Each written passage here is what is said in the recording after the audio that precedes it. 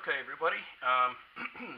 If you're like me and you're just starting out in blacksmithing, um, you probably managed.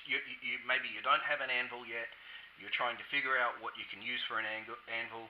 You may have found yourself a piece of rail track like I have, and you might be thinking to yourself, "Oh, but hang on a second, it doesn't have a hardy hole. I'm seeing all of these videos, but I don't have a hardy hole. So what can I do?" Well, here's my answer. This is what I've done. Okay. Excuse my terrible welding. I'm only just getting into welding as well. I'm really only just getting into the whole metalworking thing, but I like to build things. So here's my answer. What I have here is my rail track. I have welded a piece of maybe half-inch steel plate, which is in Australia, it's around about the 10 or 12 mil thick. I think it's 12 mil this one. 12 mil thick steel plate, about half-inch. Then here I have what's called 30 mil by 30 mil, which is probably about an inch and inch and a touch, because it's around about 25, 26 mil to an inch. So it's just a little bit larger than an inch. Then what I have over here is this is 25 mil by 25 mil square stock pipe, right? And I should say that the walls on this, the thickest I could get was only around about 3 mil. I would have liked to have gotten a bit thicker, but that's all I could get at the time. And then what I have here is about 3 mil thick 25 mil by 25 mil pipe, which is about 1 inch by 1 inch. So the plan is this. At the moment, my train track, my anvil, is just sitting on my workbench, okay? But what I do is this is going to drop down inside the pipe, like so. And then from there, I'll be able to make myself a variety of different tools, and that is going to be my base. Okay, this is going to be the base on all of my tools. I will probably need a bead of weld around here just to thicken it up, because it's not quite as snug as I would like. But what we do is we drop this down in so here, and then from there, this sits quite flush. The top of this here sits quite flush with this here. Okay, you can see that sits really nicely along the top of the anvil. Okay, so this can drop down inside here like so. Then, whatever it is I'm going to use to make my tools, I just base off here. Now, let's say for a moment I needed a tool where we strike downwards. Okay, the bottom of the anvil, the bottom of the hardy hole will also be sitting on my block. So I'll have around about 2 to 3 mil here, plus about a 2 to 3 mil pipe. So there's about 6 mil holding that strike. Now, as long as I keep my workpiece, quite hot, it shouldn't be an issue. Okay. Now, the tool that I'm going to make today is this one. So if you've been watching John's videos from Black Bear Forge, he has some really fantastic videos on how to make tongs, and that's one of my first projects that I will be making, will be tongs. But one of the things he does is when he has his flat stock, this is a piece of wood, but you get the idea, is that he puts a couple of divots in the wood, and those become his points. Might be the twist point, it might be the point that he draws out the reins, or whatever it is he does.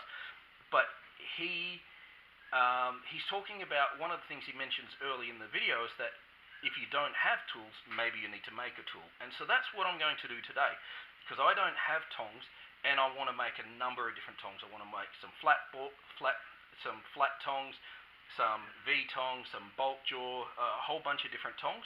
So I'm going to make the tool that's going to help me to put those divots in. Now what I have here is an old file, and this thing is smooth, man. There's no teeth on this anymore. It's just gone. It's smooth as anything. So what I'm going to do is I'm going to cut my piece of pipe here, and then inside the pipe, well, I'll do it on this side here so you can see it. I'll put either side as I'll cut a line through. That will then sit inside it. Of course, it'll be sitting this way. But what that'll do is that will put this over the top of my anvil. And when I put my flat stock on it to hit there, it's going to be sitting on top of the anvil, so I've got a lot of mass underneath it. So let's make one of those, and you can see what I'm talking about. Alright. Okay, so I've cut my piece of pipe. It's quite simple. All I did was I had my piece of pipe, laid this on the side, used a bit of engineer's chalk, marked where I want to cut, put it in my drop saw. I do have a metalworking drop saw. Could have used a hacksaw, could have used an angle grinder, whatever you've got. to cut it. I just happen to have a drop saw that I picked up very, very cheap. I was very, very lucky on that aspect. So I've cut my piece of pipe.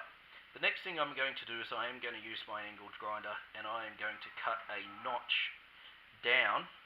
So I'm going to make a mark here, bit of engineer's chalk, there and there.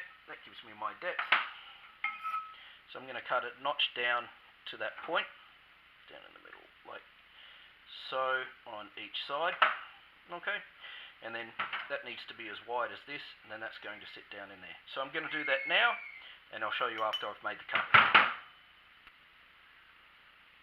Okay, so the slot has been cut. You probably noticed the camera angle changed slightly between shots. I may or may not have kicked the camera over. Sorry about that. Righto, slots have been cut. Next part is, this is going to sit down inside here. But I don't want this spike hanging out the back, so I'm probably going to cut this off for safety reasons. There might be some jobs where this might come in handy, but this isn't one of them.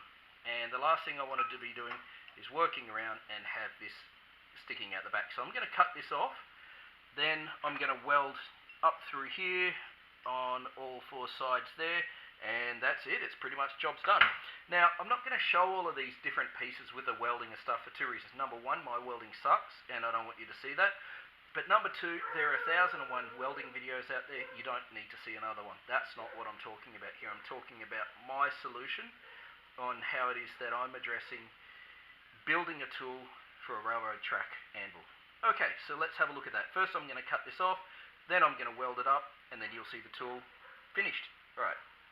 Okay, so that's all welded up. Still got my welding gear on. You can see it's pretty solid.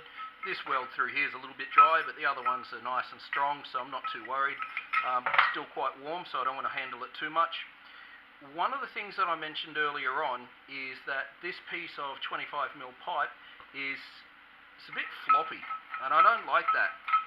So what I'm going to do now is take this pipe out, I'm going to drop a little bit of a beater weld down about that low, but on this pipe, and on the same on the other side, drop it down, and maybe across the back as well, just to snug it up so that it doesn't flap around like that, because that's the last thing you want. You don't want to be chasing it. So let's get that done, okay? Okay, so that's done. I ended up putting a bead of weld on two sides, which is here and here. I don't need any more. That was it. That's all I need.